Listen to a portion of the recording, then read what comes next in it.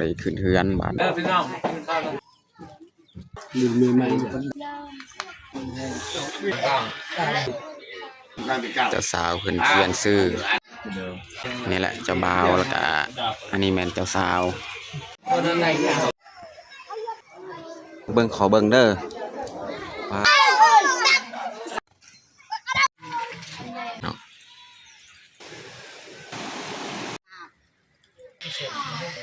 อย่าลืมกดไลค์กดแชร์และกดติดตามเด้อพี่น้อง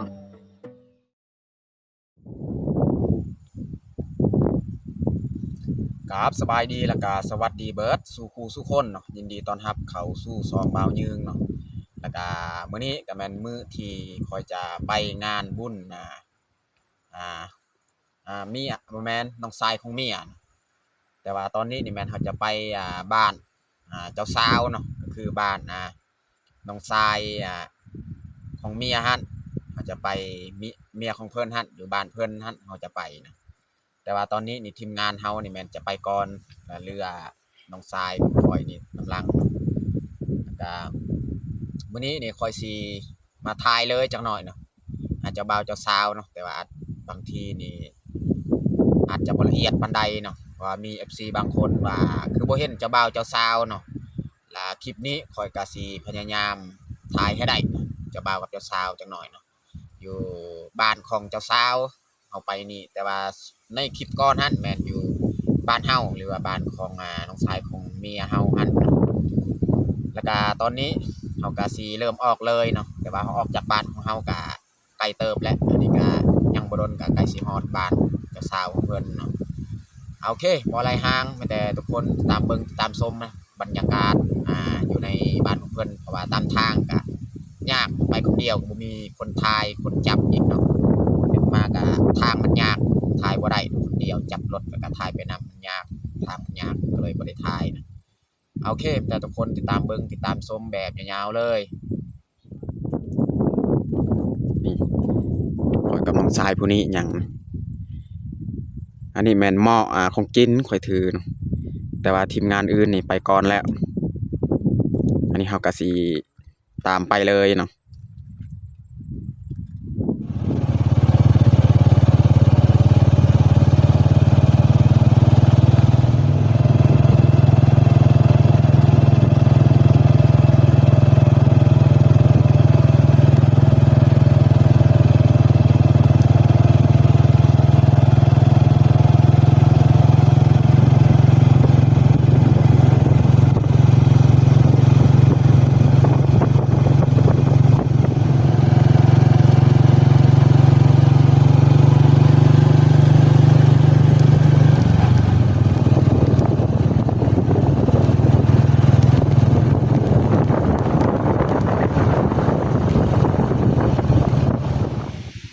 นี่ทีมงานเฮากะมาฮอดน้ำห้วย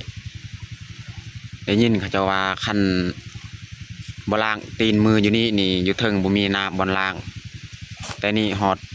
พูดนี่แม่นฮอดบ้านเลยเนาะบางคนกะล้างหน้าก่อนอยู่นี่เนาะมีการอาบน้ำทีมงานเฮาแต่ว่าบางคนกะไปก่อนกะหลายคนหลายคันในรถเนาะ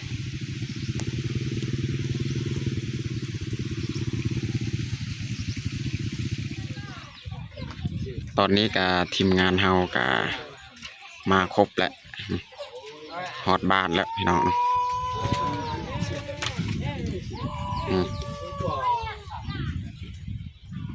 นี่แหละบ้านของเพิ่นนี่เพื่อนหลังทีมงานเฮากะหลายคนจอดรถไว้เลยทางนี้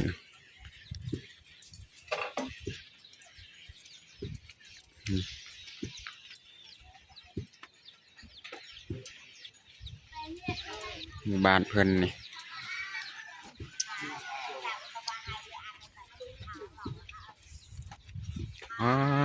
หน่อยกินยังกินข้าวยำข้าว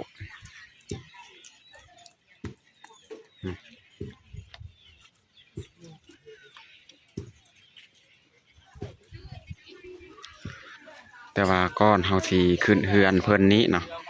เฮาต้องได้แกะฮีตนี่เขาเฒ่ากับพ่อของเจ้าสาวเนาะเพิ่นมาแกะฮีตก่อนแล้วจังนี่เขาแห่กันมาเบิงเด็กน้อยขับรถจักรไปส้นเฮือนเข้าฮะ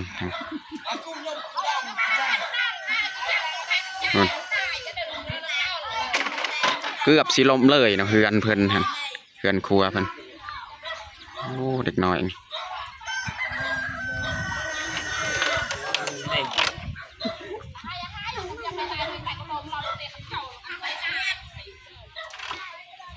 เจ้ากำลังเอารถออกว่ารถมันค่าเลยรถไปส้นอยู่บ่อนเฮือนครัว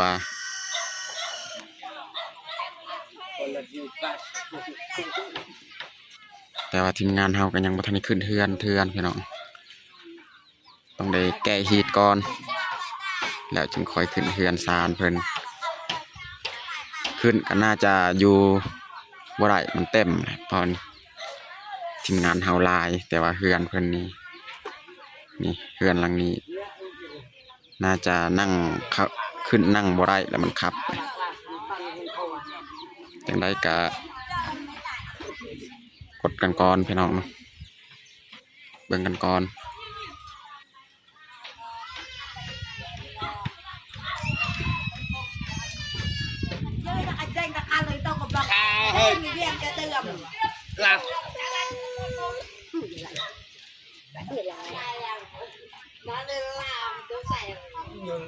หมู่บ้านเพิ่นก็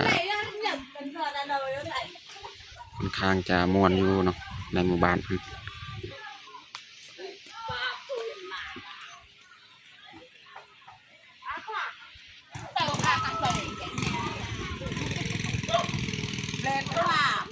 นี่แหละเพิ่นเอามารถที่ถึกส้นเฮือนเมื่อกี้แหละ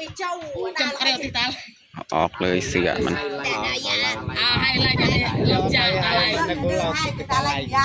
ไอ้ก็ให้ตายก็ร่างก็ตายเราไปตามตามเราเลยไม่ต้องเบลสเลย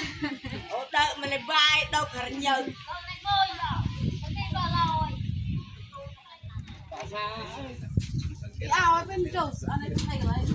อันนี้แหละพี่น้องแกฮีทแล้วก็ต้องได้ขึ้นเฮือนบาดนี้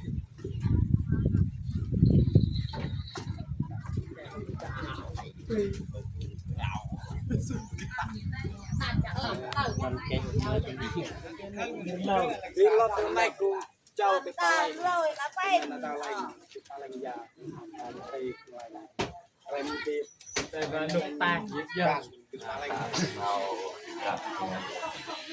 ตอนนี้เขาก็เกียมเข่าเฮือนเพิ่นก็จัดผ้าขาวผ้าหนามาเลยก็จะห่อใส่ใบตองเป็นก้อนเป็นก้อนเลย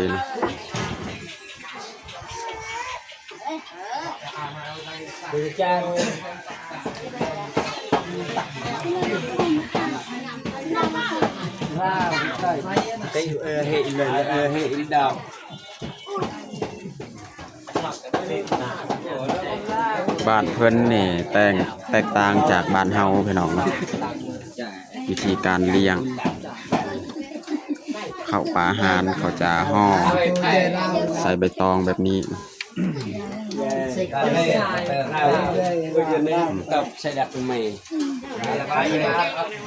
เขาเปิดเลยเนาะ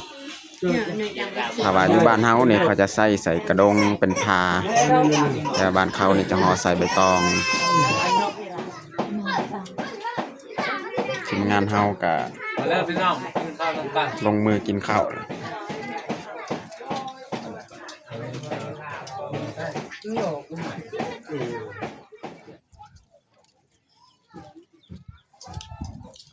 ต้มปลา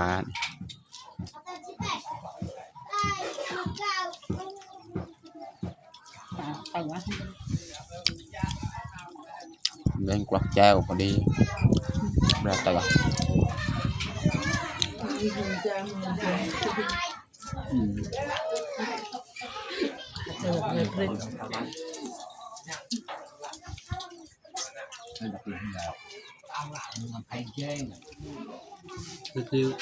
Dia Jasmine. Bên mười nghìn. Phải lời các anh đừng đánh này. Cả đó là đừng đánh con này. Mình mười mấy vẫn đàm ai cái hang sàm bà Sam. để nhiều. Dân con nó là bạc đâu trời lì Rồi về làm lại luôn. nó lầy không có bạc bạc Cha là sẽ xăm tinh. Một cách. Xong rồi. Đạp thì Câu vận lại. Mùi nào? Cái chạp câu. chắc mấy bà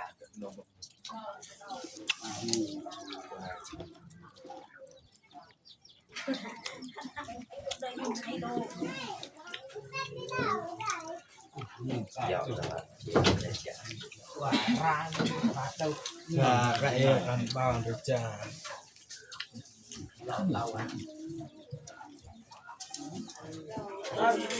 Không phải Nhìn lẩu chín. Sao? Lên game lại đây. Lẩu khao. Nhốt bạn này. Lại chèn lời. ทำไมตึก อันนี้ก็เรียบร้อยกินข้าวกินน้ำเป็นการมันเย็นเราให้กินบัดนโอ้พี่น้องเอ้ยเต็มจอบ Mới xe. ไอ้ลำโรยนี่สิ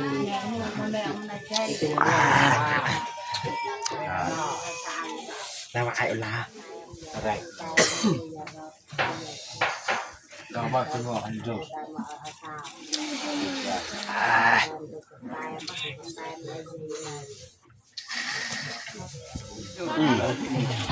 อ้าวยก สบายดี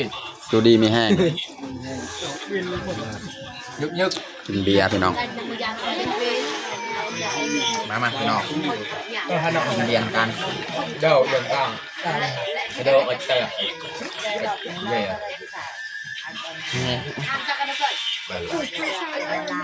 bắt được xịt Đi cặp là cái. เจ้ากินข้าวแล้วนี่เป็นตอนครับกินเบียร์กินเหล้า Đưa này là tôi à. lại xe lấy lại còn xe เด็กใครมาตั้งนานนานนานกันนะเนื้อกับที่นานแต่ là bao à Dạ chơi như cái đặt đó bằng từ cái xây chơi นี่แม่นของแกมนะพี่น้องเนาะเวลาเรากินเรากินเบียร์ต้องมีของแกมมานำ Cái này cái tay là chỉ tay ăn. Nó lắp chi than rồi. đâu lại gạo ngọt Cô rồi để là chưa lấy dần nhiều cái đỉnh nhiều. Nhơi cái chi được. Có ba sam rồi. nhà bên như thằng ra bạn Cái chơi chơi cho tao là cho nó cái phán một cái cho bôi mong như là chơi được mà này này bên nhau cho ăn đảo này bạn cái đấy ta tôi sao này xí vậy ta bao nhiêu đâu làm chuột ai mà đi chụp về tầm này เจ้ยกอะเฮ้ยก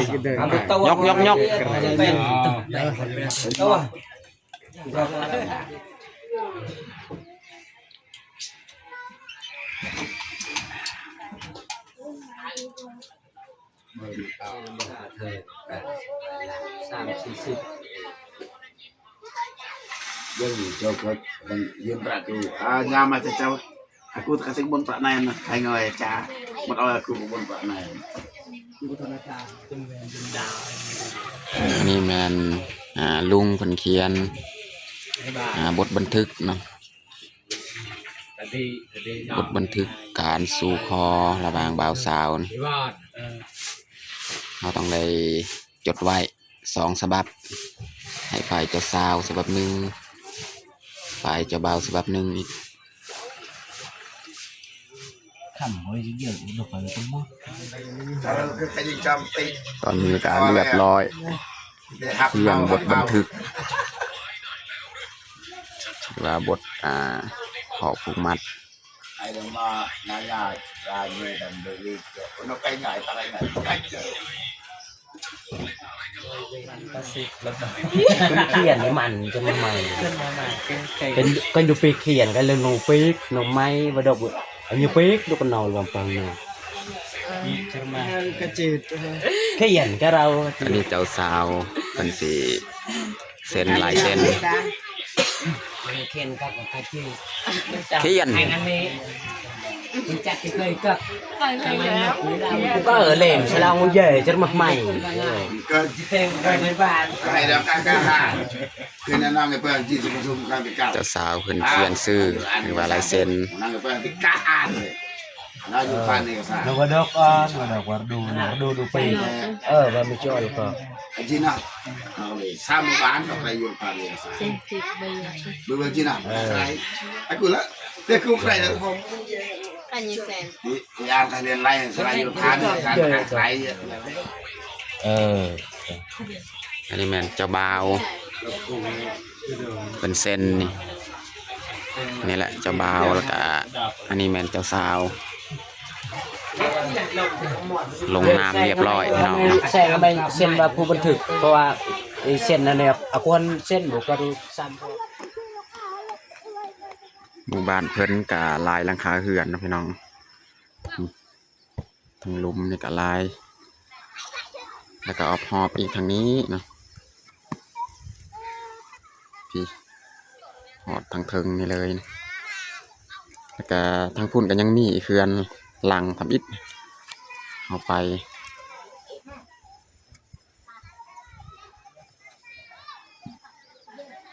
เขาจะอยู่เป็นสันอันนี้เป็นสันหนึ่งอยู่ลุมนะแล้วก็อยู่เทิงอันนี้เป็นสันหนึ่งนี่อันนี้บรรยากาศนี่งามพี่น้อง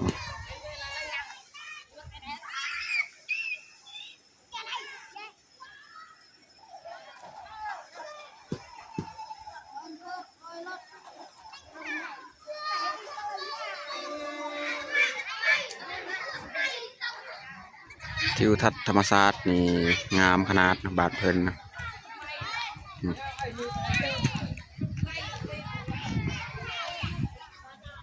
แต่ว่าบ้านเพิ่นนี่ยังมีเหือนแบบนี้แต่ว่าในหมู่บ้านบ้านเฮานี่จะบ่มีเหือนแบบนี้ลองเบิ่งเขาแอมกระฝากอยู่บ้านเฮานี่แทบจะบ่มีเลยเนาะแต่ว่าบ้านเพิ่นนี่ยังมีลายครอบครัวเนาะเหือนเป็นแบบนี้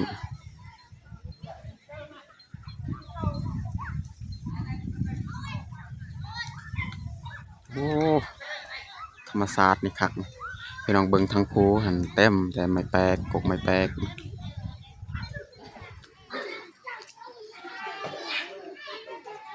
ฝากเมืองนี้แมนเพิ่นกำลังต้มอาหารการกิน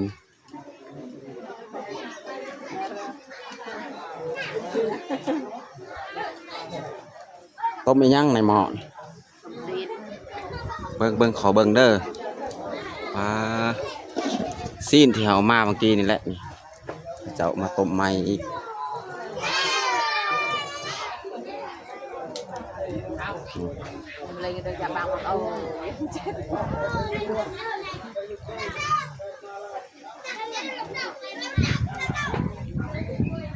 นี่แม่นบรรยากาศยามแรงๆพี่น้อง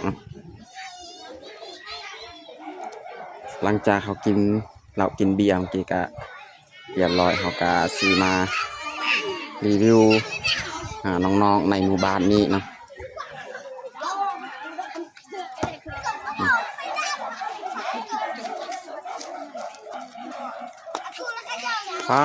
พี่น้องคุณตีลังกาเล็กน้อยในนี้เขาจะตีลังกาเป็น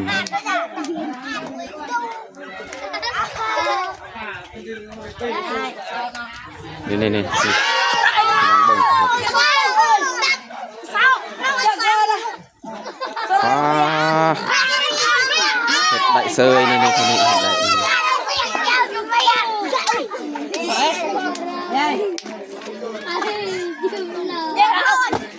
เอาไหนไปไหนกันจีโยเอาเห็ดอีก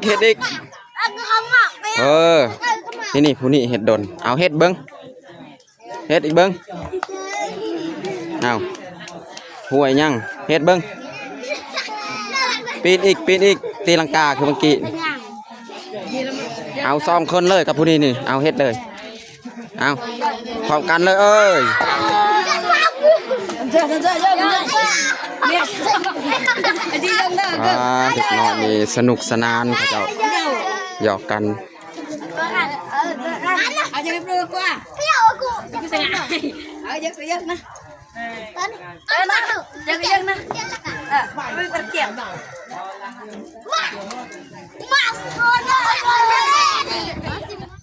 ผู้และเฮือนที่เฮาพักในแมนพุทธเนาะทีมงานเฮากะจอดรถไว้นี่เด็กน้อยจะมาลิ้นสวงยามแรงๆเด็กน้อยก็น่าฮักพี่น้องเนาะพี่น้องเบิ่งเขาตีลังกาโอ้เป็นแถวเก่งขนาดเขาตีลังกา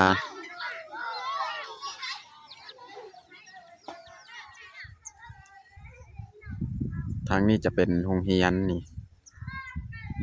ห้องยาวๆเลยโรงเรียนเขาเจ้าตะกี้จะเป็นบ้านพักห้องพักของบริษัทนี่แต่ว่าเขาจะเอาไม้แปลนมาแอมเห็ดโรงเรียนอีกนี่โรงเรียนลังใหญ่ๆยาวๆเลยอันนี้น่าจะเป็นบ่อนพักของครูอาจารย์นี่แหละนี่แอมกับฝาน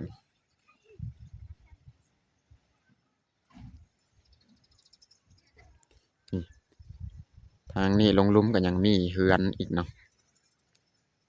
น่าจะได้ประมาณ20 ปลายกว่าหลังคาเฮือน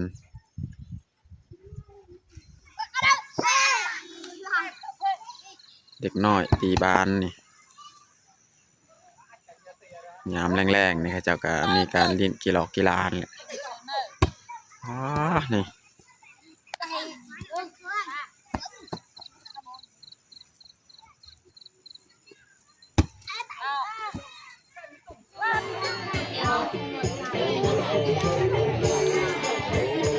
บรรยากาศก็เริ่มมืดลงแล้ว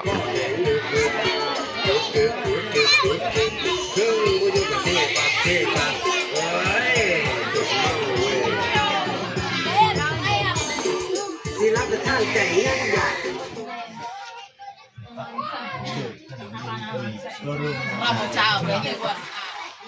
ให้หายจามเลิกงี้จามอะไรอย่างเงี้ยตายก่อนพักทำมาโจดมาโซ่ให้หายเลิกอัดเขาแกง่ายมาจามตามตาโกดอ่ะให้ตาโกดจะไม่ทำดีหรือเปล่าไหนโทษในใจจะโจดแต่ติดตัวอ้าวไอ้มาอยู่ไหนให้หลักทำมานี่กระแมนตอนเสาร์มือใหม่พี่น้องหนาวขนาดอยู่บ้านเพิ่นหมอกเมฆเต็มพี่น้อง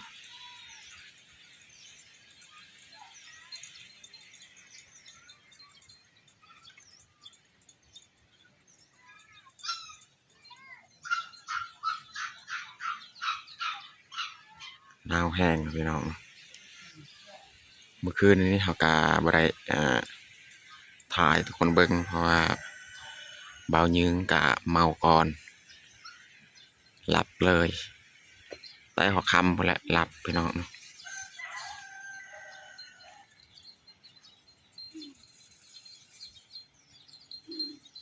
หนาวแห้ง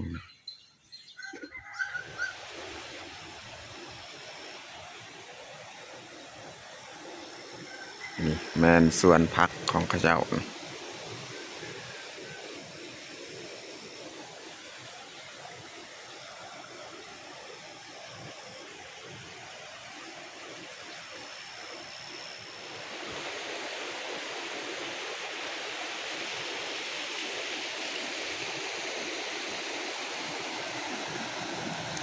ทางนี้จะมีน้ำห้วยนะพี่น้องนี่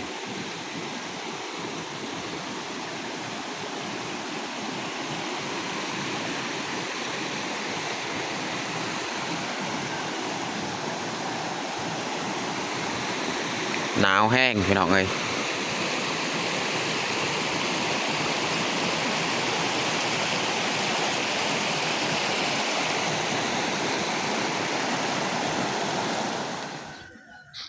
มานั่งฟิงไฟอยู่นี่เนาะยามเช้าๆอากาศหนาวแห้งพี่น้องหน้าซ้ำอยู่ปากซองเนาะเทียบซ้ำอยู่ปากซองและความหนาวอยู่บ้านเพิ่น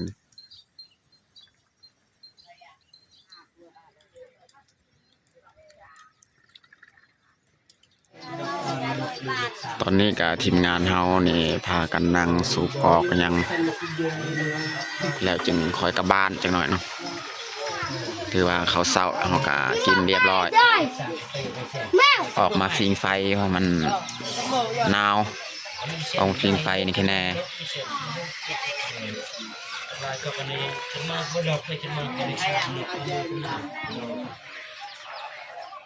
บ้านเก่า ออกมาฟิงไฟพี่น้องเนาะอุ่นดีหนาวแห้งอยู่บ้านเพิ่นบรรยากาศยามเช้าๆ